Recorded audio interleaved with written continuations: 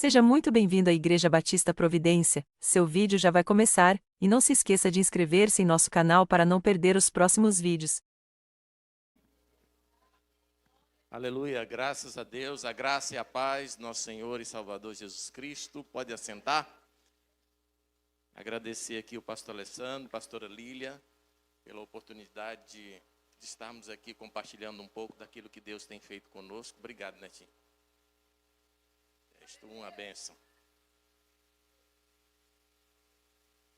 Pela confiança, que tem nos dado para a gente poder compartilhar um pouco daquilo que Deus tem feito em nossas vidas. Eu entrei ali e eu não poderia deixar de contar esse testemunho, porque foi algo que aconteceu aqui, né? Eu não me lembro o ano, mas eu me lembro assim com riqueza de detalhes aquilo que aconteceu. A gente estava orando, acho que a gente ainda estava, não sei se a gente já estava aqui ou se a gente ainda estava no barraquinho do fundo. Não me lembro direito.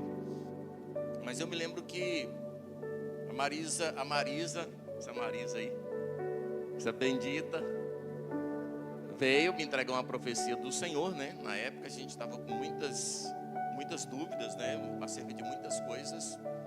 E nessa profecia, eu lembro que ela disse assim, a parte da profecia, eu não lembro toda, mas a parte importante, ela disse assim, Marisa provavelmente não vai lembrar, eu me lembro porque eu fui o alvo, né? Ela disse assim, eis que eu tenho te separado, os meus caminhos não são os seus caminhos, os meus caminhos são mais altos do que os seus caminhos. Eu tenho te separado para ser pastor de pastores nessa cidade. Lembra disso, Marisa? Não sei se ela vai lembrar.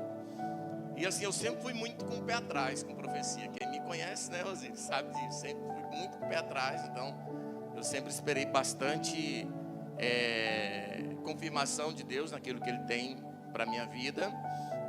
E eu tinha, nesse dia que eu saí daqui, eu tinha que buscar um carro. Eu estava sendo contratado por uma empresa nova. Eu fui contratado por uma empresa multinacional, só que essa empresa, ela usou uma terceira empresa, ou seja, tinha uma empresa terceirizada, que ela contratava os servidores. E o Carlos, quase o tamanho do Carlos da nossa igreja, tinha me ligado para eu ir pegar um carro que a empresa tinha determinado que eu pegasse um carro com esse rapaz. Esse rapaz tinha que me entregar um carro no sábado.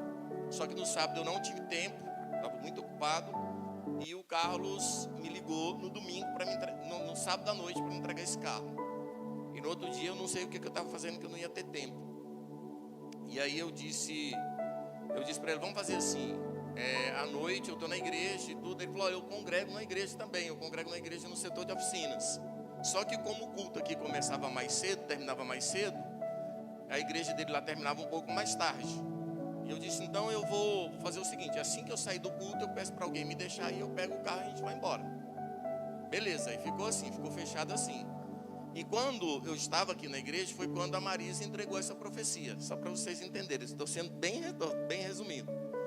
E aí a Marisa tinha dito isso para mim, né? Que Deus estava falando isso, que os caminhos do Senhor não eram os meus caminhos, os caminhos dele eram muito mais altos do que os meus caminhos, e que ele estaria me chamando e que eu estaria pastoreando pastores nessa cidade. Enfim, foi mais ou menos assim. Quando eu fui pegar o carro com o rapaz, era na igreja Adenap, que tinha ali no setor de oficinas. Ainda tem o prédio lá, acho que é alguma igreja lá hoje, uma toda de vidro, era a Adenap. E aí, o rapaz veio, ele já veio com a Bíblia na mão. Se você pegar a minha Bíblia antiga, a minha Bíblia anterior, ela está escrita assim, profecia que Deus me entregou, tem até a data lá. Quando eu cheguei lá na igreja, ele falou assim, olha, Deus mandou te entregar uma palavra. E ele deu essa palavra aqui, Isaías 55, a partir do verso 8, se eu salvo engano até o verso 11. 55, do verso 8 até o verso 11, que diz assim, porque os meus caminhos não são os vossos, porque os meus pensamentos não são os vossos pensamentos, nem os vossos caminhos os meus caminhos, diz o Senhor. Porque assim como os céus são mais altos do que a terra, assim são os meus caminhos mais altos do que os vossos caminhos, e os meus pensamentos mais altos que os vossos pensamentos. Porque assim como desce a chuva e a neve dos céus, e para lá não tornem sem primeiro, que regue a terra e fecunde e façam brotar a semente ao semeador e o pão que come. Assim será a palavra que sair da minha boca, não voltará para mim vazia, e me fará como me apraz, e prosperará naquilo que designei. Então, quando eu cheguei lá, o rapaz entrega a palavra que Marisa tinha dito, só que muito mais completa. E assim, firmando que ele iria. Eu não tinha pedido a Deus nesse momento, prova, mas eu sempre busquei assim, que o Senhor desse prova disso, se fosse o Senhor que estava falando. E aí, o que aconteceu?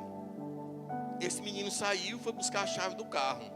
Mesmo assim, eu ainda fiquei na dúvida. Eu falei, Deus, me dá mais uma prova. Se for realmente a palavra do Senhor para mim, eu quero que o pastor dessa igreja me chame para pregar nessa igreja. E eu não sabia que era o Edilson, o pastor de lá. Aí o Carlos, vem cá para mim te apresentar o meu pastor. Foi lá para apresentar, me apresentou o Edilson, que é amigo, não é amigo, mas é uma pessoa que eu conheço há muitos anos. Quando ele me apresentou para o Edilson falou para ele, olha, você está me apresentando o meu amigo de infância. E aí a gente conversou um pouco, aí o Edilson falou, chama ele para pregar aqui. Aí não tinha jeito, não tinha como correr daquilo que Deus tinha falado. Passou-se alguns anos,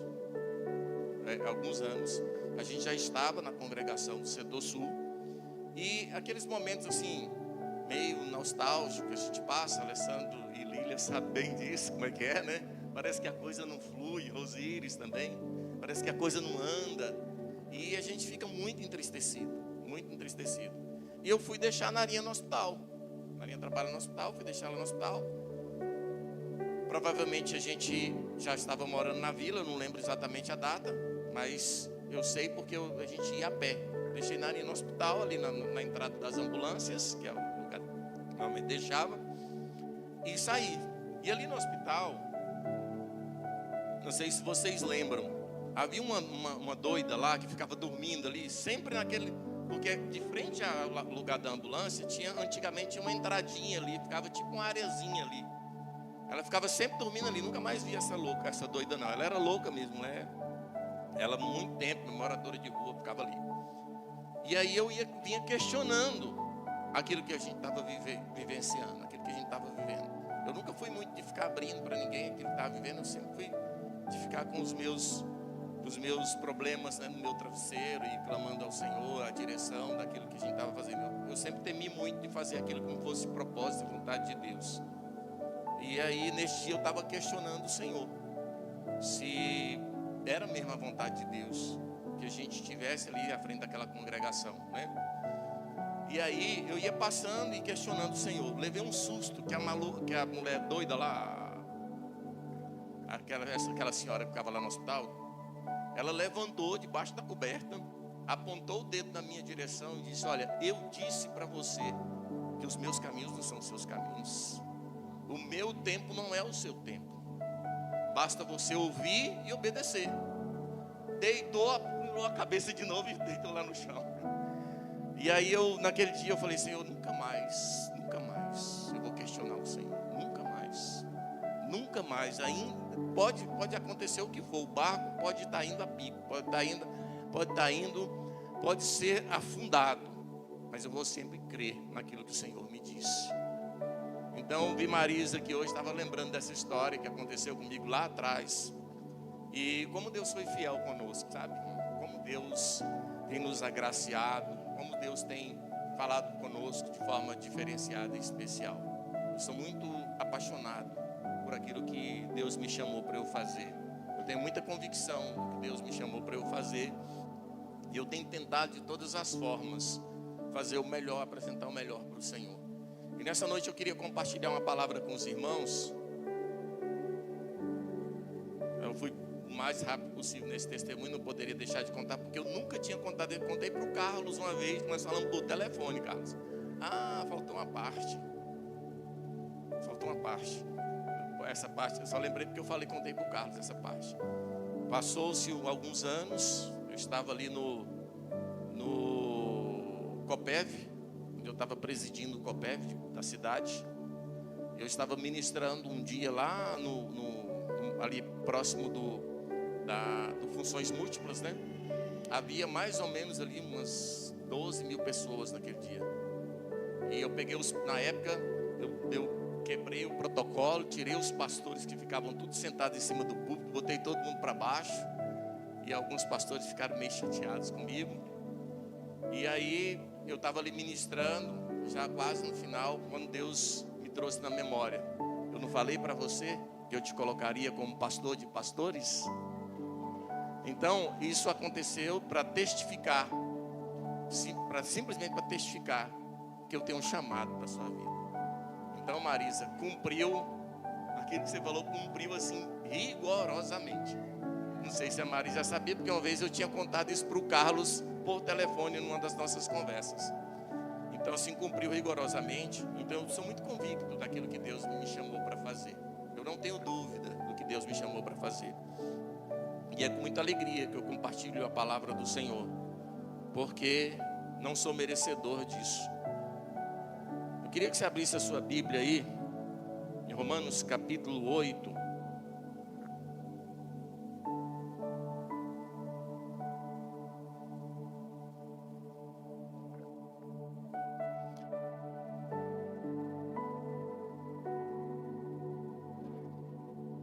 Romanos capítulo 8, a partir do verso 11.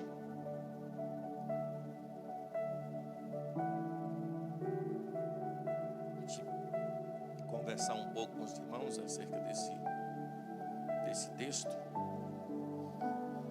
Capítulo 8, a partir do verso 11, diz assim: olha, se habita em vós o Espírito daquele que ressuscitou Jesus dentre os mortos, esse mesmo que ressuscitou a Cristo Jesus dentre os mortos, vivificará também o vosso corpo mortal, por meio do seu Espírito que habita em vós. Assim, pois, irmãos, somos devedores, não à carne, como constrangido a viver segundo a carne. Porque se viverdes segundo a carne, caminhais para a morte. Mas se pelo Espírito mortificardes os feitos do corpo, certamente vivereis. Pois todos os que são guiados pelo Espírito de Deus são filhos de Deus. Porque não recebeste espírito de escravidão, para viverdes outra vez atemorizados, mas recebeste espírito de adoção, baseado no qual chamamos Abba, Pai. O próprio Espírito testifica com o nosso espírito que somos filhos de Deus. Ora, se somos filhos de Deus, também herdeiros de Deus, co-herdeiros com Cristo. Se com Ele sofremos, também com Ele seremos glorificados. Amém? Curve suas cabeças, feche os seus olhos. Senhor nosso Deus e Pai, mediante a leitura da Tua palavra, Pai, nós nos colocamos diante do Senhor. Fala conosco de forma especial nessa noite, Deus. Espírito Santo, sensibiliza cada um dos corações, para que esse coração que vai receber a semente da palavra possa estar preparado, possa estar fértil, para ao receber a palavra, ele possa produzir 30, 60, 100 vezes por um, de maneira tal que não venha abençoar somente as nossas vidas, mas que venha usar as nossas vidas como canal de bênção para abençoar outras vidas, Pai. Senhor, em nome de Jesus, que ninguém saia daqui da mesma forma que entrou, mas seja transformado pelo poder da Tua palavra, em nome do Senhor Jesus. Amém. E graças a Deus. Aleluia. Esse é um dos textos, capítulo 7 e capítulo 8 de Romanos. É um dos textos que mais eu me identifico e me vejo dentro desse texto. Porque realmente eu já passei por situações que o apóstolo Paulo, nas expressões que ele usa nesses dois capítulos, tem uma identidade muito grande com a minha vida de antes, a minha vida de hoje e do propósito que Deus tem para a minha vida, que eu sei onde eu vou chegar. Um dia alguém me perguntou assim: olha, você tem certeza da sua salvação? Falei, tenho. Falei, você é louco? Falei, não sou, porque ela não depende de mim. O Carlos tinha uma frase, que ele gostava de dizer: a salvação é pela graça, mas não foi de graça, foi pago um alto preço. A garantia que nós temos da salvação é aquela graça que foi representada na cruz do Calvário, conquistada pelo Senhor Jesus e entregue para nós de maneira tal que não tem mais ninguém, nem nada neste mundo pode nos separar do amor de Deus que está em Cristo Jesus. E esse texto ele vai dizer, olha, quem tentará acusação contra os eleitos de Deus? É o Senhor que justifica. A minha justificativa não está nas minhas obras, nas minhas ações, mas está cravada na cruz do Calvário. Eu creio, assim, com toda certeza, toda convicção que existe no meu coração, que não existe mais escrito de dívida que possa me levar para o inferno. Nenhum escrito de dívida que possa me levar para o inferno. Eu sei de onde eu vim, eu sei onde eu estou e sei onde eu vou chegar, porque o Senhor tem falado comigo a respeito da minha história e do propósito dele para a minha vida. E esse texto, ele tem algo muito interessante. O apóstolo Paulo, no capítulo 7 ainda, no verso 24 e 25, ele vai dizer assim, olha, desventurado homem que sou, quem me livrará do corpo dessa morte? Só o 24 tá bom. Quem me livrará do corpo dessa morte? O apóstolo Paulo, ele está falando alguma coisa aqui que não é muito comum no nosso tempo, mas ele está falando desse corpo dessa morte. Era uma pena que o preso, quando matava alguém, quando matava alguém, ele era condenado a carregar esse defunto amarrado nas suas costas enquanto ele vivesse. E isso se denominava lá no latim de necroforia, ou necroforium no latim, depois ficou necroforia. Então essa pessoa que tinha cometido um crime, ele era obrigado a pegar aquele defunto, amarrar nas costas, e ele caminharia a vida inteira até ele morrer com esse defunto nas costas. E ao caminhar com esse defunto, aquele defunto ia avançando no estado de putrefação e a sua própria carne ia apodrecendo também do criminoso, e ele passava a vida inteira. Essa era a condenação. E o apóstolo Paulo, nesse texto, ele vai usar esse mesmo termo, já no grego, necroforia, necroforium no latim, no grego necroforia. Ele vai usar esse termo para dizer, olha, eu estava condenado carregando um defunto. O próprio apóstolo Paulo, escrevendo aos Efésios, ele vai dizer assim, olha, nós estávamos mortos em nossos delitos e pecados. Nós vivíamos mortos em nossos delitos e pecados, quando nós fomos alcançados pelo Senhor. E aqui o apóstolo Paulo está falando sobre isso. O apóstolo Paulo está dizendo, olha, quem pode me livrar do corpo dessa morte? Eu estou carregando um defunto que está me consumindo aos poucos. Não sei se os irmãos já viram isso. As pessoas estão tão enfiadas no pecado, dominada pelo pecado, que daqui a pouco você não consegue nem chegar perto. Parece alguém que está em estado de putrefação. O que o apóstolo Paulo está dizendo é exatamente isso. Falando, olha, quem me livrará do corpo dessa morte? E aqui Jesus está trazendo uma garantia para nós. Se habita em vós o Espírito daquele que ressuscitou Jesus dentre os mortos, esse mesmo ressuscitou Cristo Jesus dentre os mortos, vivificará também o vosso corpo. Nós não caminharemos mais com defunto pendurado nas costas. Ele vivificará o nosso corpo. Ele vai trabalhar em nosso corpo. E aquilo que nos caminhava, nos levava para a morte, para um estado de putrefação, agora está liberto. A Bíblia vai dizer assim, olha, no capítulo 8 de João, se o Filho vos libertar, verdadeiramente sereis livres. Então o apóstolo Paulo escreve garantias que o Senhor nos dá, garantias acerca daquilo que o Senhor tem preparado para nós. Primeira coisa, você está livre desse corpo morto, podre, fedorento. Você está livre, porque certamente aquele mesmo que ressuscitou Cristo vai fazer o mesmo com o vosso corpo também vivificará o vosso corpo. E a Bíblia ela vai caminhando, dizendo acerca do Espírito de Deus que habita dentro de nós. Capítulo 5 de Gálatas, a partir do verso 17, a Bíblia vai dizer assim, olha, porque o pecado milita contra o Espírito, porque a carne milita contra o Espírito, e o Espírito contra a carne, porque são opostos entre si. Vivei-vos, pois, no Espírito, para que você não faça aquilo que é do vosso querer. Por quê? Porque o nosso querer é o mesmo que Paulo está dizendo. Quem me livrará do corpo dessa morte? Porque o bem que eu quero fazer eu não faço, mas o mal que eu não quero, esse eu faço, porque esse mal já está em mim. Se nós caminhamos segundo os conceitos carnais, naturais, nós estamos caminhando para a morte. E o apóstolo Paulo vai dizer assim, olha, não, para que você não faça aquilo que é do vosso querer, andai-vos, pois, no Espírito. Porque o que a carne produz é bem conhecido: feitiçaria, inimizade, porfia, ciúmes, discórdia, bebedice, glutonarias e coisas semelhantes a estas, das quais eu advirto que não herdarão o reino de Deus quem tais coisas praticam. Mas andando no Espírito, o apóstolo Paulo vai dizer, andando no Espírito, o Espírito produz em nós um fruto, e esse fruto é composto de 9 frações: amor, alegria, paz, longanimidade, bondade, fidelidade, mansidão e domínio próprio. E contra essas coisas não há lei. Sabe o que ele está dizendo? Se eu ando no Espírito, não há sobre mim nenhuma condenação. Se eu ando no Espírito, nada mais pode me parar. E aqui o apóstolo Paulo traz algumas orientações. O apóstolo Paulo traz algumas orientações, e eu gostaria de compartilhar um pouco com os irmãos desse texto, separar alguns tópicos importantes aqui.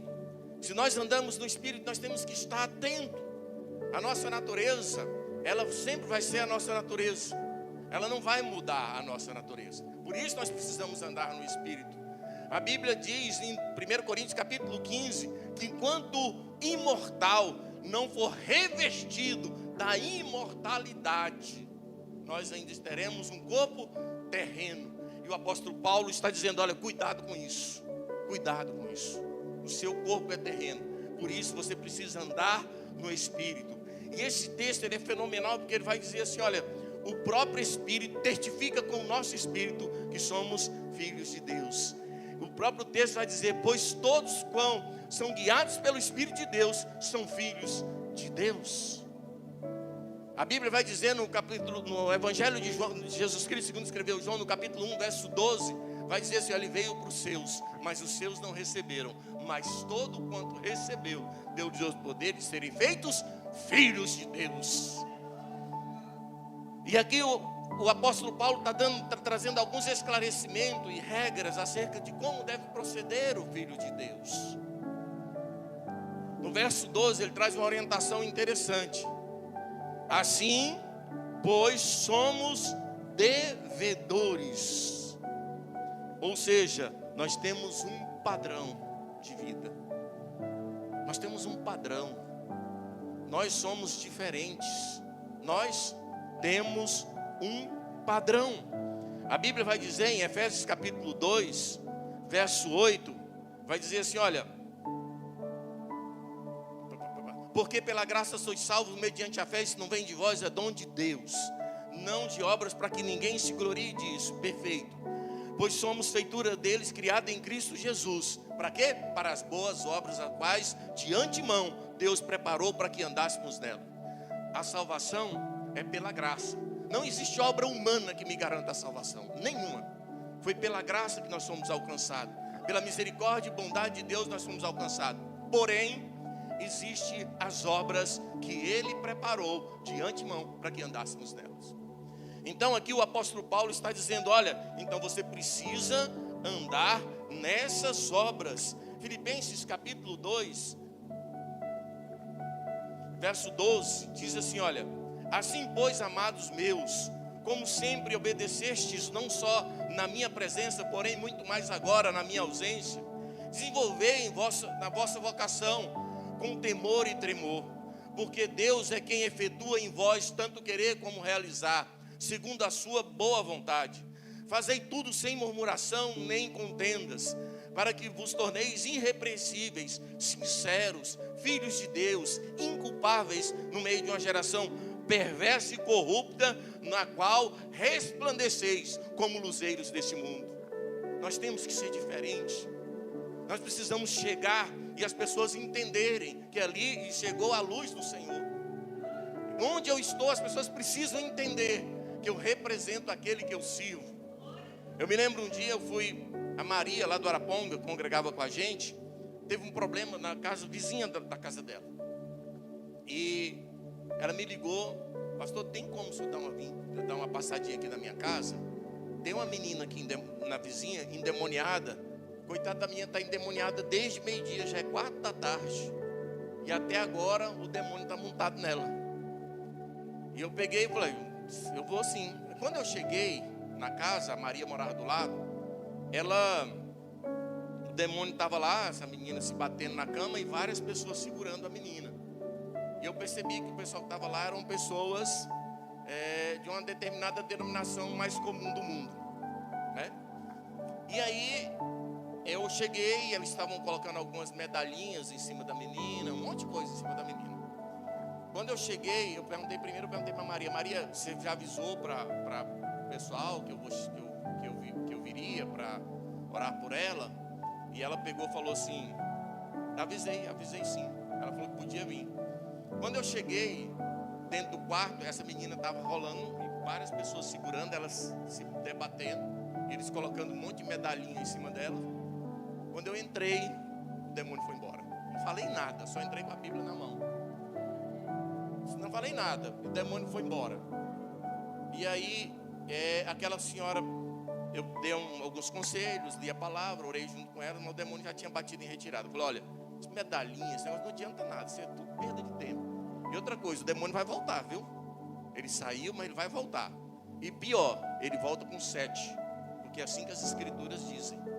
Se não houver um relacionamento com o Senhor e o Espírito Santo não ocupar a casa, medalhinha não vai ocupar, nada disso que estão fazendo vai ocupar. O que ocupa é o Espírito Santo. Se o Espírito Santo não tiver, a situação é 7 vezes pior.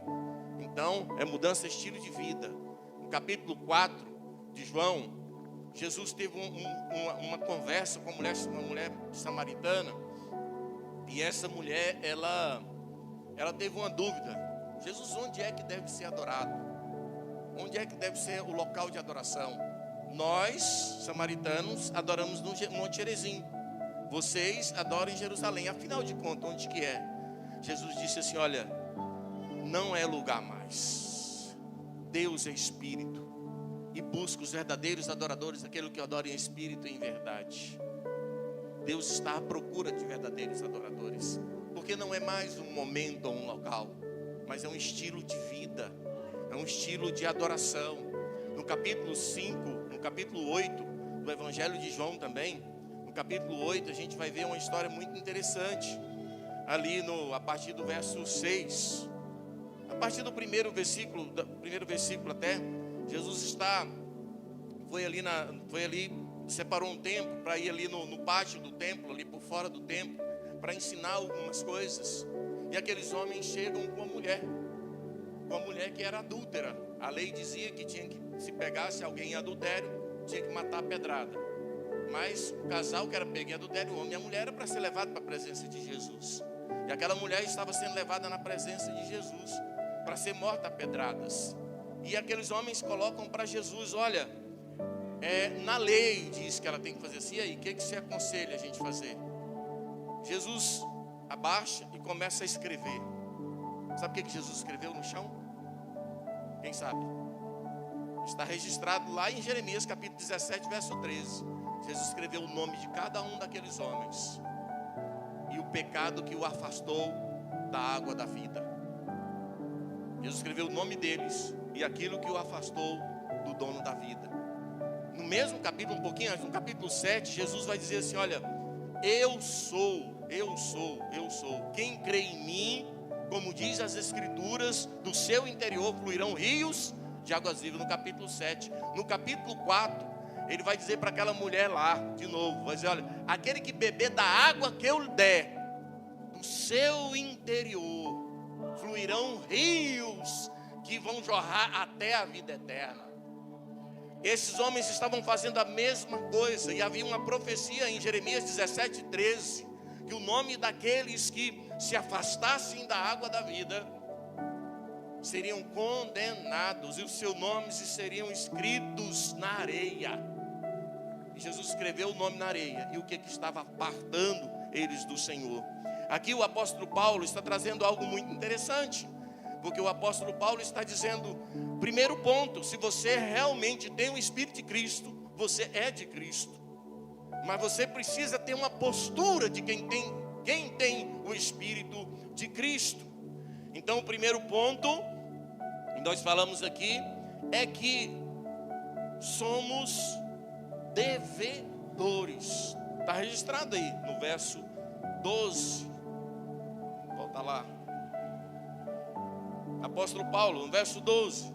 Assim, irmãos, portanto, irmãos, todavia, irmãos, somos devedores, não a carne, como se constrangido viver segundo a carne, porque se viver segundo a carne, caminhais para a morte, mas se por Espírito os mortificais, feito do corpo, certamente vivereis.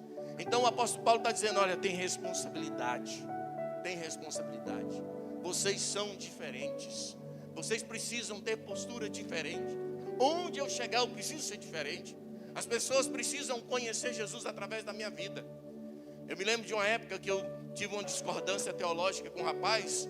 Ele disse, olha, estava falando sobre os nomes sagrados e tal. Eu falei para ele, olha, você vai saber se o Jesus que eu sirvo é verdadeiro ou não, através da minha vida. A minha vida tem que retratar do Jesus que eu sirvo.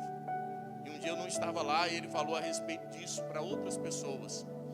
E a vida desse rapaz, ele começou a entender quem era Jesus a partir desse testemunho de quem era Jesus. Nós temos responsabilidades. Segundo ponto importante que eu separei aqui no verso 14, somos guiados pelo Espírito de Deus. Filipenses 1:21 vai dizer assim, olha, porque para mim o viver é Cristo e a morte é lucro. O viver para mim é Cristo. Realmente, verdadeiramente a minha concepção de vida tem que estar correlacionada ao que Jesus faria se ele estivesse no meu lugar. Qual seria a postura de Jesus se ele estivesse no meu lugar, no meu trabalho, na minha casa, na minha família, na minha vizinhança, onde quer que eu esteja, o que Jesus faria se ele estivesse no meu lugar? Então viver de fato Cristo é viver como Cristo viveria nas situações que nós estamos. 2 Coríntios 5,14 vai dizer assim, olha, porque o amor de Cristo me constrange, porque um morreu por todos, logo todos morreram. Para os que vivem, não vivam mais para si mesmo, mas para aquele o qual morreu por nós. Nós não vivemos mais para nós mesmos, nós vivemos para Cristo. Capítulo 6, verso 33, capítulo 12, capítulo 3, verso 30, capítulo 6, verso 33 de Mateus, e capítulo 12, verso 32 de Lucas, vai dizer assim, olha, busque primeiro o reino de Deus e a sua justiça, e todas essas coisas vão ser acrescentadas. Que coisas eram essas? Principalmente no capítulo 12, ele vai falar, no capítulo 12 de Lucas, vai trazer com mais clareza, fala, olha as aves, elas não plantam, não colhem, e não falta alimento. Olha os lírios do campo, não tecem nem fiam, e nem Salomão vestia como eles. Se nós cuidarmos de fato de viver com a vida voltada para o Senhor, aquilo que for necessário, Ele vai suprir em nossas vidas. Eu não tenho dúvida disso. Então a minha responsabilidade é entender que quem guia a minha vida é o Espírito Santo. Eu preciso me envolver com o Senhor. Eu preciso me envolver com o Espírito de Deus, de maneira tal que 1 Coríntios capítulo 6, verso 17 e 18, vai dizer assim, olha, porque o nosso espírito se une ao Espírito de Deus e nós somos assim um com Ele. Eu e você temos condições de ser um com o Senhor. Pelo Espírito, se eu estou vivendo no Espírito, meu Espírito se une ao Espírito de Deus e nós somos um com Ele. E só assim nós conseguiremos romper a nossa natureza humana, que é pecaminosa. A nossa natureza ela é frágil. E o apóstolo Paulo vai chamar aqui: quem me livrará do corpo dessa morte? O apóstolo Paulo aconselha aos Gálatas, a partir do verso 17 do capítulo 5, a não andar na natureza humana, não andar na carne. Não é assim. O apóstolo Paulo, escrevendo aos Efésios, capítulo 6, a partir do verso 10, ele vai dizer assim: olha, porque a nossa luta não é contra a carne, nem contra sangue, mas sim contra principados e potestades que estão nas regiões celestiais. A nossa luta não é contra ataques humanos, mas é contra principados e potestades. E esses principados e potestades, eles estão nos observando se nós realmente estamos andando no Espírito ou não. A Bíblia vai dizer, o apóstolo Pedro, que Satanás está ao nosso derredor, mas os anjos do Senhor acampam ao redor daqueles que o temem. Nós sabemos quem somos, sabemos de onde saímos, sabemos onde estamos e sabemos onde vamos chegar. Nós precisamos caminhar nessa empreitada como os filhos de Deus. O terceiro ponto, deixa eu ver aqui, é difícil correr desse jeito. Vamos chegar lá. Terceiro ponto é importante, nós atentamos aqui: se somos filhos de Deus, somos herdeiros de Deus. Tem um irmão lá da igreja que ele fala assim pra gente: isso é maravilhoso demais. Você tem que usar alguns pleonasmos, né, Lília? Porque o nosso vocabulário é muito pobre para expressar aquilo que é a grandeza de experimentarmos quem somos no Senhor. 2 Pedro, capítulo 1, verso 4. Isso que era para ler, eu coloquei aqui.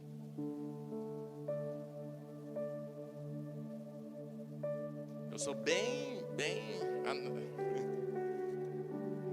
atrasado mesmo, analógico. Sou bem analógico. Então eu gosto de Bíblia de papel. É Bíblia de papel mesmo.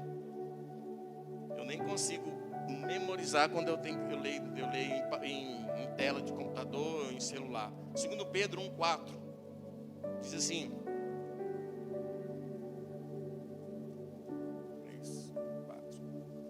pelas quais têm sido doadas as suas preciosas, muito grandes promessas, para que por elas vos torneis coparticipante da natureza divina, livrando-nos da corrupção e das paixões do mundo.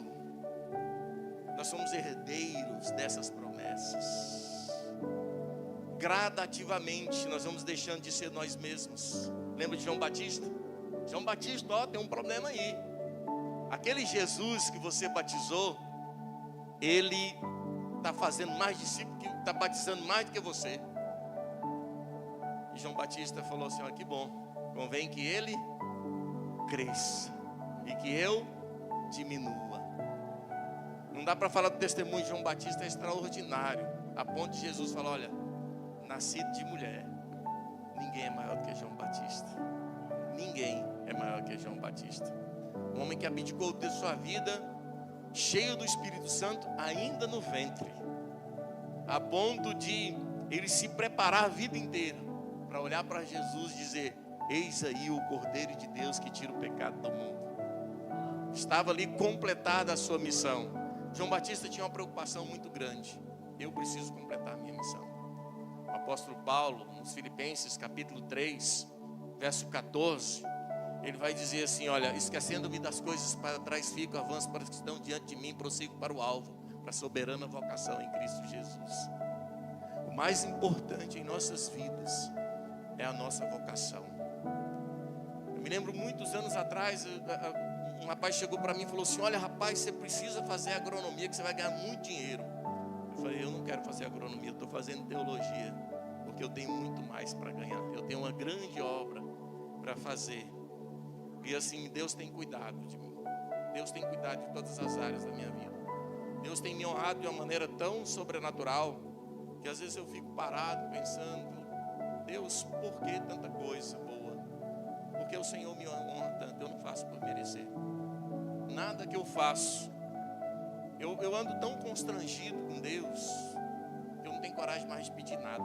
Não tenho pedido nada para Deus, para mim, individualmente, nada.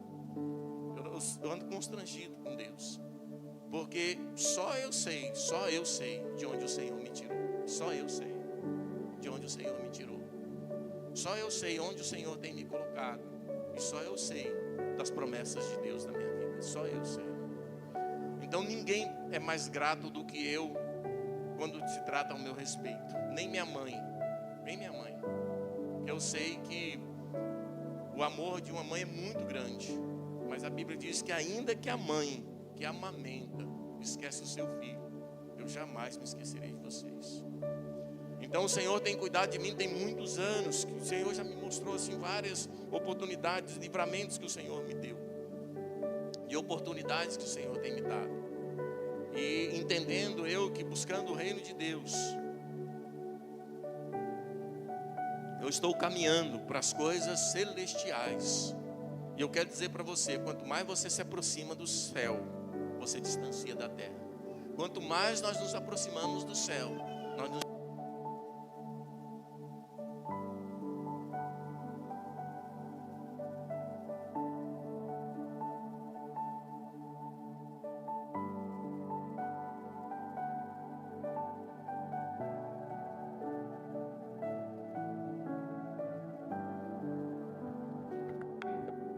Glória a Deus. Ixi, falta até demais.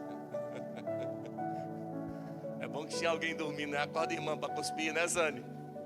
Quero, irmãos? Eu não esqueço não, que maravilha, Rosana. Não esqueço não. Como é que é o nome daquele cidadão do céu? Foi o Carlos? Não, foi um outro lá, foi um doido lá. Amém. Então você é filho de Deus. Por quê? Porque você tem o Espírito de Deus. Nós nos tornamos filhos de Deus, porque temos o Espírito de Deus. Também com Ele seremos glorificados. Essa é a parte mais gostosa do verso 17. Guta que fala isso, né, Osíris? Que Jesus gostoso, né? Verso 17. Deixa eu olhar minha hora aqui. Verso 17. Diz assim, olha, se somos filhos de Deus, também herdeiros de Deus, co-herdeiros com Cristo. Se com Ele sofremos, com Ele seremos glorificados. Não tem palavra.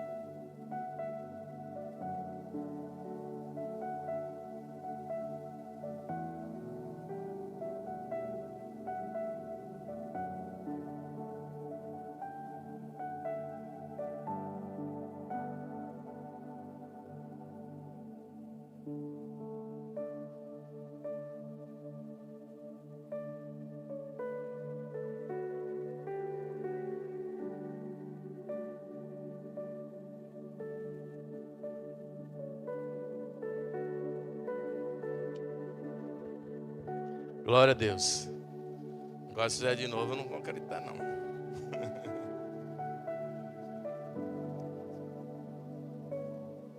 Sabe, queridos, o apóstolo Paulo, ele escreve a Timóteo, escrevendo a Timóteo no capítulo 2, no verso 3 e no verso 4, ele vai dizer assim, olha, participa comigo dos meus sofrimentos, como um bom soldado de Cristo. O soldado arregimentado por Cristo não se embaraça com as coisas dessa vida. Às vezes tem traduções que vai estar não se envolve. Essa tradução está errada. A palavra lá é epleketai. A palavra grega é epleketai. Não é só se envolver, porque não tem como não se envolver com as coisas dessa vida. O apóstolo Paulo, no 1 Coríntios capítulo 5, a partir do verso 9, ele vai dizer assim, olha, por carta eu já adverti vocês, que vocês não se relacionem, não se envolvam com impuros. Não estou falando do impuro desse mundo, senão você tem que sair desse mundo. Mas daqueles que dizem que são irmão e na verdade são impuros, são adúlteros, são mentirosos. Então, a palavra aqui adequada realmente não é quando a tradução traz se envolve, porque não tem como a gente não se envolver com as coisas desse mundo. mas a gente não pode se envolver de maneira tal que a gente fique embaraçado. Então, assim, aquele que tem o Espírito de Cristo não pode se embaraçar com as coisas dessa vida. O que nós vimos nos últimos tempos, tantas pessoas embaraçadas com as coisas dessa vida. Embaraçadas, pessoas tudo embaraçadas. Eu me lembro de um irmão que congregava conosco, na verdade congrega até hoje. Ele, logo quando eu conheci esse irmão, ele é um profissional liberal, né? Ele trabalhava como profissional liberal. E aí eu percebi que ele trocava muito telefone. Falei, irmão, isso é embaraço. Por que é que você troca tanto telefone? Eu sabia por que ele trocava, todo embaraçado. Falei, ó, você não vai crescer nunca, o seu negócio vai crescer nunca. Você vive trocando telefone, eu não sei que cristão é esse que vive trocando telefone. Meu telefone era do pula-pula da Brasil Telecom. Não sei nem quantos anos que tem, é o mesmo número. Se alguém já teve meu número um dia na vida, tem até hoje. 23 anos? 23 anos. Fernando está dizendo, eu acho que é mais. Mas enfim. Então, assim, embaraçado, toda vez embaraçado. Na semana, há mais ou menos uns 2 meses atrás, nós fomos para uma cidade de Minas. Narinha ia pregar numa igreja lá. Quando a gente chegou na cidade de Minas, estava correndo um abaixo-assinado dentro da igreja. Correndo um abaixo-assinado dentro da igreja. Porque tinha um irmão que estava preso, porque estava nos atos de 8 de janeiro, quebrando o Congresso. O irmão todo embaraçado, e a igreja fazendo abaixo-assinado para tirar o irmão da cadeia. Eu falei, não, eu não assino esse tipo de coisa não. Ele estava o quê? Pregando o evangelho? Não, então eu não assino. Tudo embaraçado. A Bíblia fala assim, olha, o soldado de Cristo, não pode ficar embaraçado com as coisas dessa vida. Tudo embaraçado, deve todo mundo, dar calote em um, dar cano no outro. Não, peraí que eu não posso passar naquela rua. Não pode passar por quê? Porque deve, não paga. Tudo embaraçado. Se nós temos o Espírito de Cristo, se habita em nós o Espírito de Cristo, nós não podemos estar embaraçados com as coisas dessa vida. O nosso modelo é Cristo. A Bíblia diz, no livro de Hebreus, capítulo 12, a partir do verso 1, é mais complexo, mas vou em síntese dizer assim, olha, no meio dessa nuvem de testemunha, dessa multidão de nuvem de testemunhas, firmar o seu olhar somente no autor e consumador da sua fé, Jesus Cristo. Quando nós olhamos para o irmão, a gente vê o defeito do irmão, mas quando nós olhamos para Cristo, o defeito que aparece é o nosso. Então o nosso padrão, nosso modelo é Cristo. Se habita em nós o Espírito de Cristo, é porque somos filhos de Deus. Então o nosso modelo é Cristo. Não podemos nos embaraçar com as coisas dessa vida. Se habita em nós, se somos templo do Espírito Santo. O apóstolo Paulo, lá no capítulo 6 de 1 Coríntios também, ele vai dizer, irmãos, vocês não sabem que vocês são templo do Espírito Santo, e aquele que se une a uma prostituta é um com ela. Sabe o que os irmãos estavam fazendo? Se unindo com prostitutas. A prostituição cultural hoje é o que mais domina na igreja. É o que mais domina na igreja. Porque nós adoramos carro, nós adoramos casa, nós fazemos culto da casa, culto do carro, culto da chave, culto não sei de quê, culto do inferno, não sei da onde. Enquanto nós precisamos separar um tempo e adorar aquele que criou todas as coisas. Aquele que é, que era e que há de vir. Aquele que disse que habitaria dentro de nós. Nós não podemos agir diferente se temos e se habita dentro de nós o Espírito Santo. Se o Espírito Santo habita dentro de você, se você tem essa convicção, se eu tenho essa convicção, nós precisamos rever os nossos conceitos. Nós precisamos rever a nossa postura. Recentemente, o administrador de onde eu trabalho, ele diz, olha, eu preciso fazer um documento assim. Eu falei, chefe, não posso fazer esse documento. Ele falou, por quê? Porque isso é mentira. Não posso fazer esse documento. Eu não faço e aconselho você não fazer. Porque se você fizer, você vai responder. Porque isso é problema, isso é mentira. Eu não faço. Mas e o que você me aconselha a fazer? A gente faz um documento com verdade. Tem como fazer um documento com verdade e dá certo o que você está querendo. Eu vou fazer o documento. Fiz o documento e deu tudo certo, mas com verdade. Você não foi colocado onde você está por acaso. Você está lá para ser referência de Cristo. Onde nós estivermos, nós precisamos ser referência de Cristo. Tem que habitar em nós a palavra de Deus. Se vocês estiverem em mim e as minhas palavras estiverem em vós, tudo o que pedires vos será concedido. Porque os nossos conceitos são outros. Os nossos valores são outros. Para concluir, eu quero dizer para o irmão que nós estamos sendo esperados pelo mundo. No próximo verso vai dizer assim, olha, a ardente expectativa da criação aguarda a revelação dos filhos de Deus.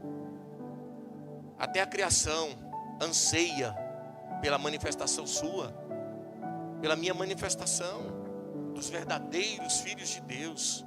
Sabe qual é o grande problema que nós estamos vivendo? Nós vivemos o período de Laodiceia, a igreja que se acha rica, a bastarda que não precisa de nada. E Jesus disse que ela é pobre, cego, miserável e nu. Foi Jesus que disse.